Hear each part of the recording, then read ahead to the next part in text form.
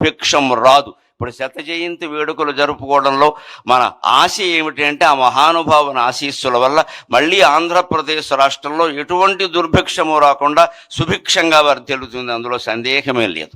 అయినా సుభిక్షంగా వర్ధిల్లింపజేసేటువంటి అద్భుతమైన నాయకత్వం మనకి ఏడాది క్రితం లభించింది. మనం అదృష్టవంతులం.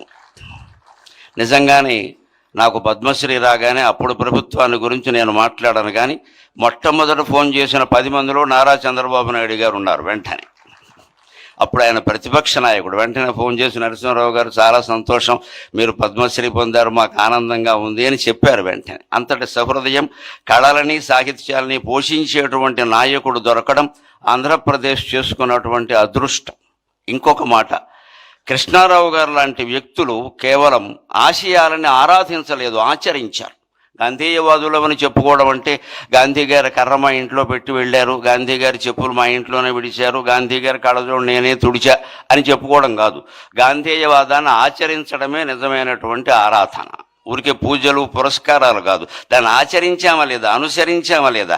స్వాతంత్ర సమర యోధుడికి కేటాయించినటువంటి హౌసింగ్ బోర్డు వాళ్ళ ఇల్లు కూడా ఆయన తిరస్కరించి నాకు ప్రభుత్వం ఎమ్మెల్యేగా క్వార్టర్ ఇచ్చింది, అది చాలు అన్నాడు. అంతటి త్యాగమూర్తులు మళ్ళీ 175 మంది అవతరించాలని ఈ బడుగు బ్రాహ్మడి ఉద్దేశం, అంతకంటే ఏం లేదు. ఇక్కడ 175 మంది అదే ఉద్దేశంతో ఉండాలి. అన్నీ తీసి పారేస్తాం, మనకేం ఒక్కలా ప్రజలకు సేవ చేయడమే గొప్ప విషయం. ఉన్నాస్తులు కరిగించుకున్నటువంటి నాయకత్వం మండలి వెంకటకృష్ణారావు గారిది. ఇది ఎక్కడి నుంచి వచ్చింది అంటే మన సంస్కృతి అటువంటిది. న కర్మణ న ధనేన అంటారు, న కర్మణ న ప్రజయా న ధనేన త్యాగేనైకే అమృతత్వమానసు.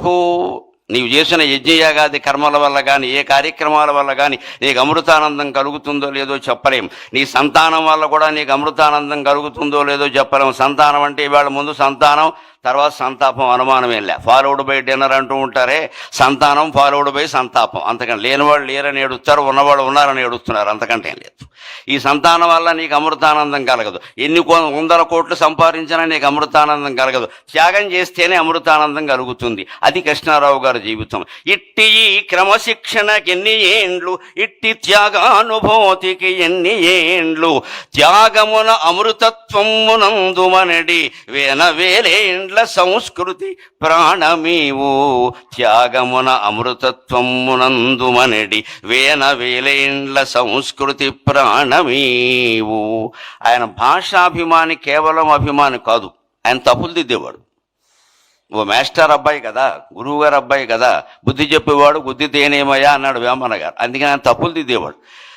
టీచర్స్ డేని తెలుగులో గురువుగారి దినం అంటుంటే ఆ మాట ఏమిట్రా అన్నట్టు ఆయన. ఎందుకంటే దినం అనే మాట తెలుగులో ఎక్కడ వాడతారో అందరికీ తెలుసు. అందుకని ఎన్టీ రామారావు కూడా శ్రీకృష్ణ విజయంలో గొప్ప డైలాగ్ పెట్టించాడు ఆయన కావాలని. ఆ దినమునకు మీరు రావాలను అంటే వెనగానే రామారావు గారు కృష్ణుడి వేషంలో ఉండి తద్దినంబునకే రాగలము అంటాడు. అంటే నీకు తద్దినం పెడతానని అర్థం. అది ఇందులో విలన వేషం వేసిన రాక్షసుడికి తద్దినం పెడతానని, తద్దినంబునకే రాగలనని రాయవాయ, 2 అర్థాలు వస్తాయన్నాడు. భాషాభిమాని, భాషా పండితుడు కదా రామారావు గారు అంటే. అలాగే ఈయన కూడా అదే. కాబట్టి గురువు గారి దినం అంటే ఏమిటది? గురు పూజా మహోత్సవం అని మొట్టమొదట మార్చిన వాడు మండలి వెంకటకృష్ణారావు గారు. భాషలో అటువంటి దోషాలు సరిచేయాలి మనం. మదర్స్ డే, ఫాదర్స్ డే కానీ తల్లి దినం, తండ్రి దినం అనకూడదు. మనకి దినాలు పెట్టే అలవాట్లేదు. ప్రతిరోజు తల్లిని గౌరవిస్తాం, ప్రతిరోజు తండ్రిని గౌరవిస్తాం. మనకి డేస్ జరుపుకోవడం మానేసి వాళ్ళ పుట్టినరోజు నాడు వాళ్ళ దగ్గర కూర్చుని పారసేవ చేస్తే అది మాతృభాషా దినోత్సవం, మాతృదేవీ దినోత్సవం కూడా అవుతుంది. అటువంటి ఆదర్శాలన్నీ మనం స్వీకరిద్దాం. ఇవాళ మండలి బుద్ధప్రసాద్ గారు కూడా తండ్రికి ముమ్మూర్తుల 100కి 100 పాళ్ళు ప్రతిరూపమైనటువంటి వ్యక్తి. వ్యాసభారతంలో అటువంటి వ్యక్తుల గురించి ఒక మాట చెప్తారు. అంగాద్ సంభవసి ఆత్మావై పుత్ర నామాసి, అంగాద్ సంభవసి ఆత్మావై పుత్ర నామాసి. నా యొక్క ప్రత్యంగము రూపుదాల్చి నువ్వు పుట్టావయ్యా అంటాడు తండ్రి కొడుకుతో వేదంలో. అలాగే కృష్ణారావు గారి యొక్క ఆత్మ, బుద్ధి, మనస్సు, దేహం సర్వావయవాలు రూపుదాల్చి పుట్టినటువంటి వ్యక్తి బుద్ధప్రసాద్ గారు. ఎప్పుడు మేము రాజకీయాలతో సంబంధం లేకుండా మేము 3-4 గ్రూపుకి చెందిన వాళ్ళం ఉన్నాం. నాకు వాట్సాప్లు లేవు కానీ మాట్లాడుకుంటాం ఫోన్లో. ఏం మాట్లాడుకున్నా భాషా సాహిత్యం, ఇంకో మాట ఉండదు అక్కడ. అటువంటి స్నేహం బుద్ధప్రసాద్ గారితో ఉంది.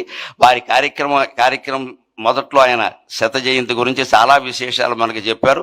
మళ్ళీ మండలి వెంకటకృష్ణారావు గారు లాంటి నాయకులు 175 నియోజకవర్గాలలోనూ ఆవిర్భవించాలి. ఆంధ్రప్రదేశ్ భారతదేశంలో కాదు ప్రపంచంలోనే ఆదర్శమైనటువంటి రాష్ట్రంగా ఉండాలి అని కోరుకుంటూ నేను సెలవు తీసుకుంటున్నాను.